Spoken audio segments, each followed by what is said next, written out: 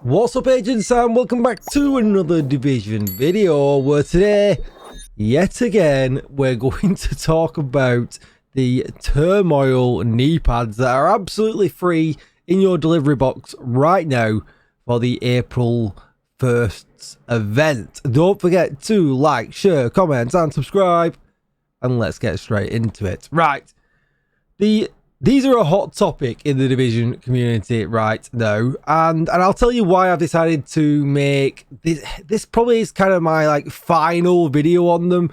I often make videos on this channel, that are kind of news updates, build videos, hints and tips and things like that. I very rarely try and go into the negative, and if there's something going on that I kind of don't like, I kind of voice my positive opinion, I guess, about that. And I think a lot of people appreciate that. Looking on the bright side, it's very easy to get onto the negative side of things. And in my comment section for these knee pads, a lot of people have definitely been in the negative about these knee pads. And it's a weird situation, because the reason that people are in the negative with them is that some people say that they are meta. They should be on every build that you're running.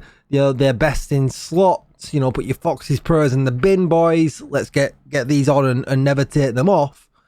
And then other people are actively disagreeing with them, saying that they're trash, they're rubbish, and they don't belong in any build whatsoever. And I kind of sat down with Dangoat in my Discord the other day and Dodd, and we had a pretty good talk about it, a pretty level-headed talk about it, kind of just looking at the facts and figures. And I think Dodd, or maybe IKEA, or maybe they already have, I've not checked the channels this morning, I put out a video, a facts video, a stats and facts kind of video about precisely how they work, and I'm going to kind of touch on that in some respects, but more from just a perspective point of view. And yeah, they're such a hot topic, and I feel like I just need to kind of do a video on my overview of them and why you should use them and when I think you should not use them. So let's talk about when the good things about them, right? They're free. We don't have to grind for them. They just kind of come. And what we've kind of got to think about is, when have Massive give away a meta item for free in the past? So I'm talking about the cooler, for instance, and things like that we've got from the Xmas events, chill out masks, and things like the Slayers of the world and all things like that, right? Any of them are actually meta. There's only one that comes to mind, and it wasn't from a Christmas event. It was from the anniversary of the Division's birthday, and that obviously was with the gun that everybody wants, the Lexington. And I think it would be a very strange decision that if they didn't, every time they did some kind of Christmas event or something like that, they gave out a meta item, because then it would kind of dictate that we never need to grind. So I feel like the Lexington is probably a one-off exception, because it was the Division's kind of special birthday. And I probably think that we're probably not going to get a meta item again. Maybe if we do, it will be, in 3 or 4 years' time, when the game's probably coming to an end, and we're hopefully seeing Division 3 by then. So that's kind of my thoughts on them giving these items out. Do I think right off the top that these items are meta and we should be putting them in all builds? I don't. I absolutely don't. I don't think they're a meta item. I do think they have a use case right now, and I posted a couple of videos on it previously, in that they work in a very strange way with Headhunter. And I got this info from Dodd the other day when we were sat talking about it. So the reason that they work extremely well with Headhunter, and I'll just kind of pull up my Headhunter chest here just to kind of point out what is going wrong. Well, it might not be going wrong. It might be intended, but I guess we'll see what happens if they think it's a mistake or not. So with Headhunter, you can see here, after killing an enemy with a headshot, your next weapon hit within 30 seconds deals an additional 150% of that killing blow's damage. Damage is capped to 800% of your weapon damage. This is raised by 1,250 if your headshot damage is greater than 150%, which if you're in Headhunter, your headshot damage is probably going to be more than 150%. And what it's doing is it's still applying that huge buff to the damage value that is only half, because it's been half because of the knee pads, and therefore still hitting a huge number, massive number. And then that number is being replicated over to the knee pads, but the game thinks it's already half the damage. That's fine, and for some reason it's replicating that number over to the knee pads, adding that headhunter damage to the second shot, and you see a bit of disparity then between the damage numbers. They're not exactly the same, because there's also some other things that it's doing, which you can tell that if you get a headshot and that triggers a talent, you only get the body shot buff on the second shot. It doesn't replicate that you've done a headshot twice. It does for the damage, it doesn't for the talent. And there's a few other weird things around crits and stuff and things like that as well, that it's not kind of doing. It's not exactly half in the damage in that sense either. So there's loads of kind of little niggly issues with these knee pads. Are they game breaking issues? That they're absolutely not. You know, they're just little, you know, it's not necessarily just splitting the damage by half, you know, depending on, we've no idea essentially how the damage calculation, we know how the damage calculation adds up and does the math, but we don't know how, you know, it's coded into the game for all these various things. We never will know that.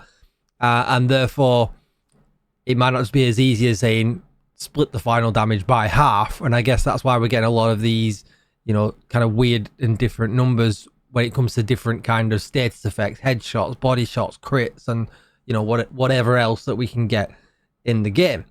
So that's that, right? So in a headhunter build right now, they probably should be included. Let's face it. If you normally hit for 25 million, but you're going to hit 24 million times 2, it's absolutely worth it. And in that respect, I would probably say for a determined build, especially, these are probably meta right now, but it's probably an accidental meta or a faulty meta or a broken meta. You know, it probably will get changed, because we could quite easily have that discussion about determined and perfect determined. Perfect determined, you would think, would be the better one, works differently than regular determined, and therefore regular determined is just better. It constantly reactivates the headhunter shot for you. Perfect determined does not. So yeah, so again, a weird thing, but determined's been around forever and doesn't look like it's got any signs of going away. So might this go away for Headhunter? It might never go away for Headhunter. It might be here forever, and therefore then it would become a meta item for, you know, sniper builds.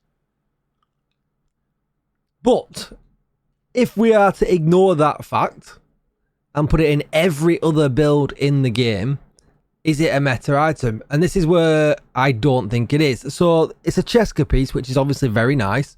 Cheska and Grupo are probably, you know, best in slot items, aside if you're running Strikers or Hunter's Fury or whatever else that you're running in the game. Even a high end build, you're probably going to have one of these items in because of that nice crit chance that you get here. And if I was going to run Hunter's Fury, I would probably run something like this. I love my armor on kill from these two pieces. I think it's better to have a little bit of survivability in these kinds of builds rather than just an extra bit of crit damage or something like that. And I would probably run something like this. Now, the problem with running something like this is that my single target DPS is halved. So if I shoot a bad guy now, my single target DPS is cut in half. Now, where does that matter and where does that not matter is kind of my thought process and the key to all of this. So if I'm running any kind of missions, if I'm new to the game, if I'm running on normal story, if I'm running on hard, if I'm running on challenging, my single target DPS at this point in the game for me on them channels, I would probably wear these knee pads. I'd probably slap them on a build and run through it because they activate lazy mode. I'm going to effectively be killing half the amount of enemies in the mission level, and it's just going to be easier. And why is that? Because I am absolutely capped out to the eyeballs. Most of my guns are level 27 or 28. My Ouroboros now would be 28 if I could just be bothered going putting an extra 1% on it. My Lexington's the same. Like, it's because I'm single target DPS on an enemy for me in hard or challenging is seconds. And it really doesn't matter if I've got these knee pads on or not. There's probably a half a second difference, if that, because I kill them that quick. So that is where I would say it's absolutely worth it. Now, are you going to run these in Legendary, in a raid, in the incursion, or any extremely hard content? Probably not. And I'll say probably not with quote marks around them. Because especially if you're doing that content by yourself. So let's say you're in a solo Legendary or a solo Master. These enemies' AI is much cleverer than the normal ones. I mean, it's not the best, but it is cleverer. And if you get rushed, if you get any kind of action where you've got to respond quickly or anything like that, you're not taking the enemies down quick enough, and you're probably going to get yourself killed. I can't stress enough in testing how important single target DPS is in the harder game situations. Maybe there's a little bit of opportunity here to say, all right, in the incursion with the lovebirds, that might pay out if everybody's using them, perhaps, because you've got to kill them both as quickly as possible at the same time. But again, is that probably worth it? Probably not, right? Because you want to get rid of their mortars as quick as possible in that situation, and therefore single target DPS creeps into being the most important factor in that game. You can hide in that little hallway behind them because we can do single target DPS so quickly and get rid of the effects of what else is going on in and around you at the time. And that's where I think where these knee pads will fall down, because people will actively feel like they are nerfing themselves in certain situations. They're going to feel all of a sudden half as powerful as what they normally are just because they put in these knee pads on. And that doesn't take away the fact that you're going to be doing the same amount of damage in most cases, Headhunter aside. You're going to be doing the same amount of damage but to two enemies at once, and that can be really, really useful. If you got some things coming out of a doorway, you absolutely obliterate them. Everything just dies really, really quickly, and it really does help you in the lighter game situations. But when it comes down to Legendary, Master and things like that, then they're definitely not a use case, especially if you're solo. Now, could you put them on if you're in a group? Yes, because you've got a backup. You could have a revive hive, you've got teammates. Absolutely worth it. Absolutely worth it in that scenario. And there is a stretch to say that, yes, okay, these things are absolutely, will pay dividends to you if you're a player that plays at extreme distance. So say you're a player that plays Ranger on an LMG or something like that, and you like to not play Hunter's Fury mode up close and personal, you like to play at a distance, then I think that these are absolutely worth it in that sense, maybe for you, because sometimes enemies will run and they'll hide behind cover. They'll get into places where you've got no line of sight and things like that. And then they absolutely pay dividends at that point. But the minute something's going to rush you, that mini tank's going to be up upon you, the chunga with the bleed backpack's going to be upon you, you're going to suffer, right? And you're going to have to accept that actually my single target DPS is not that good, and I'm now dead on the floor, and I've got halfway through a Legendary, and I've just wasted the last 20 minutes of my life. So it's not me putting a downer on these by any point or any thought process or anything like that. I think they're a great add to the game. If anything, I feel like they give a really nice case to say bring back talents on other pieces of gear. Gear 1.0 shone. If you were around when Gear 1.0 was here and we had talents on more than just the chest and backpack, it was great. I absolutely loved it. I'm not saying that I don't like the systems now and what we've got now. I absolutely do. But I think it brings back a great use case to say, maybe it's time to put talents back on these. Let's dabble in that situation and see, what we can do with that. That would be great. So maybe it gives a good use case for that. And maybe that's what they're thinking. Maybe they're testing the water with these. It's a great example if they are.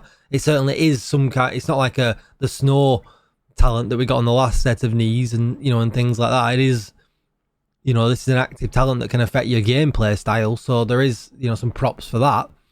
But yeah, I think just be careful. I think I'm trying not to put a downward trend on this. I know it probably gets some negative reactions in the comments down below. But if you're a powerful player You know, if you're maxed out in everything, if you played the game for a very long time, you're probably even going into heroic situations. So I could go into heroic situations with this build and still get through it pretty easily. Does it mean it's optimal? Not particularly. I ran about, I don't know, a lot of double-digit tests with various builds in Lincoln Memorial, time trialing myself, going through them or anything like that. And they never saved me any time in harder situations. If anything, they just made my gameplay a little bit clunkier, because if I was playing up close and personal, the chance of me being rushed was more of a possibility, and therefore, you know, the threat of death or going down using my revive hive was a little bit higher. Does that mean that they're bad? No, it doesn't. If you want to play like that, that's absolutely fine. But I just think that when you look at the actual facts of how they actually play, they are extremely good in easy situations in the game. Extremely good if you're an overpowered player.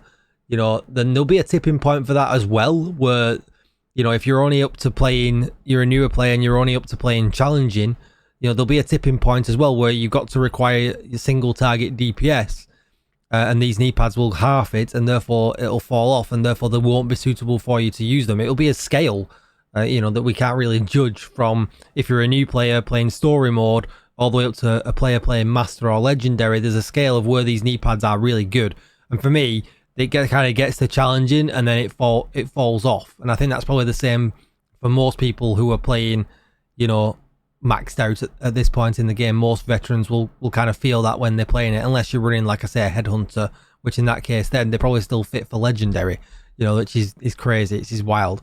But are they meta and should they be in every single build? Not in my opinion, no. And I kind of wanted to do like a final thoughts video on this. It's been 17 minutes now. That's such a long video to have ranted on with no gameplay and talking about it. But I kind of want to cover every perspective, from a new player to a veteran player to different types of builds.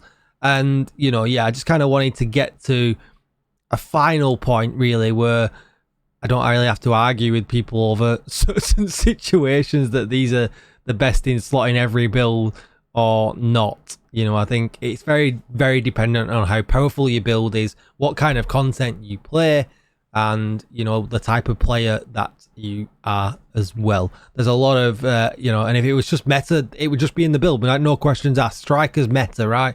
If you want to be the most powerful in the game with an assault rifle, just run strikers. There's variations of strikers, of course, but meta, all red strikers, just slap it on and away you go. There's no question asked. That's going to be good from story mode all the way through to master. There's no questions asked. It's meta. You know, these, they don't hit that mark. And again, I wouldn't expect them to. They're free items being given out by Massive. Lexington aside, like I said, you wouldn't imagine the rule of thumb is that the best equipment comes free in your mailbox. You would think you would have to grind it, right? Very quickly, a very quick edit. I'd moved on to making the next video and it just sprang straight into my mind. If you're watching other videos online, and I've seen this a whole bunch, just be a bit wary when it comes to these knee pads if they're running the season modifiers. The season modifiers make us incredibly powerful. They give us RPM and all the rest of it, you know, and I think that is an illusion as well, that you've got to be careful that when you're seeing videos with people testing these, and I kind of made that effort when I made my videos about them and ran the build without the modifiers, they're not giving themselves that huge damage boost by running the modifiers and saying, look how good these are. You know, you'll see that in a few videos, and I'm not trying to do that to try and create drama with other content creators that show builds with modifiers or they don't. Modifiers are here to stay. You know, there's an argument to say, well, why wouldn't you show a build video with them? And maybe you should show with and without, you know. I'm not trying to stir drama, but obviously just be careful, because if you're going to use that build maybe next season, you know, the meta's not going to change overnight in that sense. Yeah, they might add other gear or they might adjust gear as seasons come and go that changes metas. Yes, absolutely. But generally, you know, if they don't, you know, these knee pads are not going to change the meta status at that point. That's going to be it for this video. I look forward to seeing your comments down below, especially if you've managed to sit through the entire video at 18 minutes. That's wild. So don't forget to like, share, comment, and subscribe. If you're amazing and you want to help the channel out a little bit more, please do consider hitting that join button. Every little bit helps. And I will see you in the next video. Thanks for watching, agents. Bye-bye.